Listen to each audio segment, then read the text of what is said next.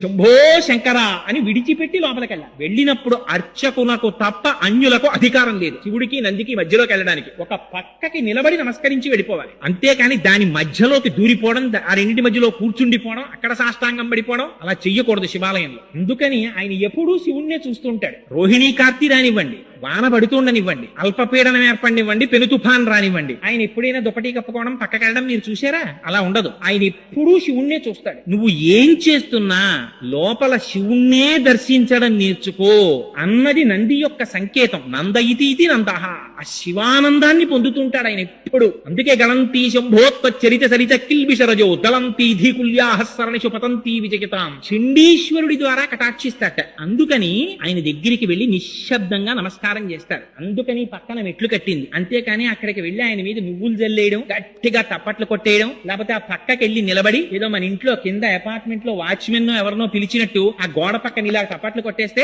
లోపల నుంచి అయ్యో అమ్మ